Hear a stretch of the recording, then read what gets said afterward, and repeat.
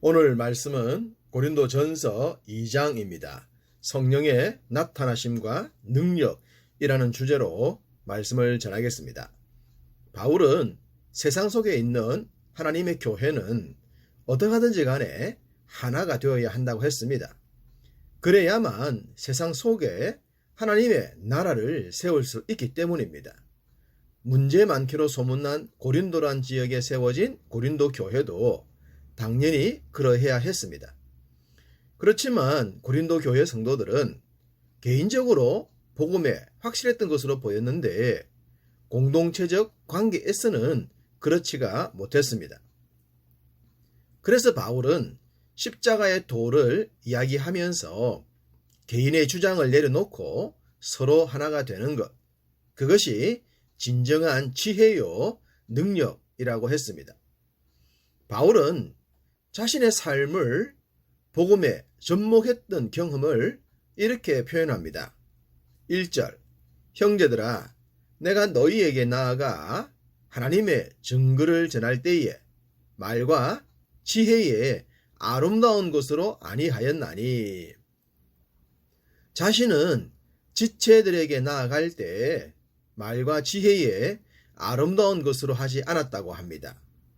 이 말은 얼마든지 말과 지혜의 아름다운 것으로 할 수 있었지만 하지 않았다는 것이죠. 말과 지혜의 아름다운 것을 모른다면 할 수 없을 것입니다. 그러나 누구보다 말과 지혜의 아름다움을 잘 알고 있었던 바울인데 그것이 복음의 본질도 아니요 공동체 관계에서 우선이 아니라는 것을 알았기 때문입니다. 그 이유가 다음 구절에 나옵니다. 2절, 내가 너희 중에서 예수 그리스도와 그의 십자가에 못 박히신 것 외에는 아무것도 알지 아니하기로 작정하였습니다. 그리스도와 그의 십자가, 그것을 알기 전에는 바울도 말과 지혜의 아름다움을 자랑했던 자입니다. 그렇지만 창조주이신 하나님께서 창조주의 아들이신 그리스도께서 자신들을 비워 인생들을 사랑하신 복음을 깨닫는 순간 자신도 그 십자가의 매력에 붙들리고 말았습니다. 그 선택이 사람들 앞에 부족한 자로 보이기도 하고 이익보다는 손해가 많은 삶을 살아야 하기도 했고 미래가 보장되지 않은 길을 가는 것처럼 보였지만 그래도 십자가의 예수와 같은 삶을 살겠다고 다짐했고 결심했고 그 길을 선택했다고 합니다. 또한 이 길은 바울 자신만 가는 것이 아님을 그는 잘 알고 있었습니다. 고린도 교회 성도들도 당연히 이 길을 가고 있었기 때문입니다. 그렇지만 다른 지체들과의 관계에서는 왜 주님처럼 자신을 비우거나 희생하거나 손해보는 길을 가지 않는 것일까요? 성도들 중에는 지체들과의 관계에서 절대로 지지 않으려는 자가 있습니다. 이상하게도 자존심을 교회에서 찾으려고 해요. 조금만 관계가 빗나가도 견디지 못해합니다. 직장에서는 불신자와의 관계에서는 그렇게도 잘 참고 성격 좋은 사람으로 보이면서 말입니다. 이것은 그만큼 복음보다는 자신의 생각이 더 강하기 때문입니다. 내 삶에 복음의 능력이 더 강해야 하는데 그렇지 않은 것입니다. 고린도 교회 성도들이 그러했던 것입니다. 그래서 바울은 참 믿음은 이런 것이다 라고 합니다. 5절, 너희 믿음이 사람의 지혜에 있지 아니하고 다만 하나님의 능력에 있게 하려 하였노라. 진짜 믿음은 사람의 지혜나 말에 있지 않다는 것이죠. 하나님의 능력에 있다는 말은 십자가의 도를 말하는 것이지 않겠습니까? 능력 많으신 분이셨지만 죄인처럼 자신을 희생하신 것, 그것이 진짜 능력이라는 말입니다.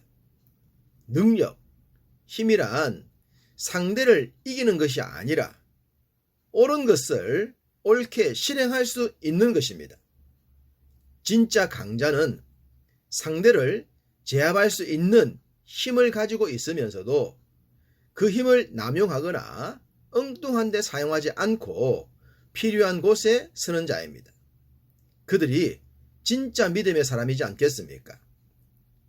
6절에 세상의 지혜와 세상 통치자들의 지혜라는 말이 나옵니다. 이들의 특징은 없어질 지혜라고 하십니다. 그렇습니다. 한때 세상을 호령했던 영웅 호글들의 지혜는 다 사라졌습니다. 그러니 사라지지 않을 지혜, 사람을 사람 되게 하는 지혜가 참 지혜인 것입니다. 8절, 이 지혜는 이 세대의 통치자들이 한 사람도 알지 못하였나니 만일 알았더라면 영광의 주를 십자가에 못 박지 아니하였으리라. 세상 통치자들은 인간적인 지식과 힘이 지배하는 사회, 똑똑하고 잘난 자들이 이끄는 사회를 만듭니다. 그러다 보니 약자들은 언제나 자신들의 성공을 위한 희생양에 불과했습니다. 바로 그러한 세상적 기준이 주님을 십자가에 못 박았던 것입니다. 당시 기득권자였던 종교 지도자들과 정치 지도자들이 야합한 채 말입니다. 주님을 죽일 죄가 없다는 것을 알면서도 자신들의 이익을 위해 악행을 멈추지 않았습니다. 그것이 세상의 지혜인데 믿음의 길을 가는 우리들이 그런 지혜를 따르면 되겠느냐고 바울은 반문하고 있습니다. 10절, 오직 하나님이 성령으로 이것을 우리에게 보이셨으니 성령은 모든 것, 곧 하나님의 깊은 것까지도 통달하시느니라. 우리가 주의 은혜로 복음의 비밀을 알게 되는 것은 성령의 부으심에 있습니다. 4절에 성령의 나타나심과 능력이라는 말처럼 성령님에 의해 세상의 지혜를 따르지 않는 길을 가고 있는 것이죠. 그렇다면 당연히 지체들과 하나가 되어야 하고 지체들과 말과 뜻과 행동을 합쳐야 하는 것입니다. 그래야 세상 지혜로 십자가 도를 공격하는 자들을 이길 수 있지 않겠습니까? 우리가 하나 되지 않고는 이 뜻을 결코 이룰 수가 없습니다. 12절, 우리가 세상의 영을 받지 아니하고 오직 하나님으로부터 온 영을 받았으니 이는 우리로 하여금 하나님께서 우리에게 은혜로 주신 것들을 알게 하려 하심이라. 영은 두 종류가 있죠. 세상의 영과 하나님의 영입니다. 세상의 영은 하나님의 영을 대적하게 되어 있습니다. 그래서 주님을 못 박아 죽였고 교회를 핍박했고 성도들을 핍박하는 것입니다. 그것이 지극히 당연한 것이라고 주장하면서 말입니다. 이렇게 세상 영이 가득한 이 땅에서 성도들이 승리하기 위해선 하나님의 영에 온전히 붙들려야 하는 것입니다. 우리가 주의 영에 붙들리기 원하고 성령의 도우심 받기를 원한다면 하나님은 성령의 부으심과 나타나심의 은혜를 풍성하게 해 주실 것입니다. 14절은 육에 속한 사람의 특징에 대해 말씀합니다.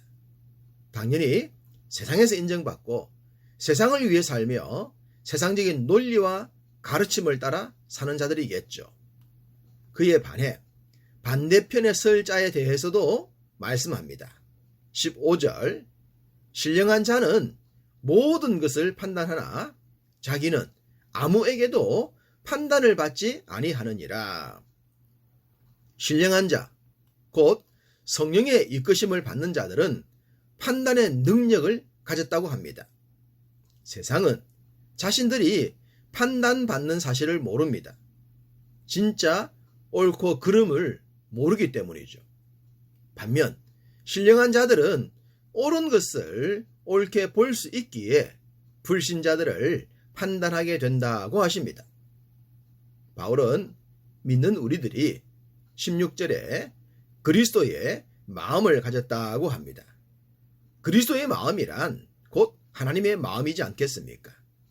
믿음의 길을 걸으면서 이익을 따라 살지 않고 옳고 그름을 분별하며 살았던 자들이 그리스도의 마음을 가진 자들이라 하겠습니다. 지금도 그러합니다. 여전히 우리가 사는 세상은 계산기를 두드리지 않으면 살아가기가 어렵습니다.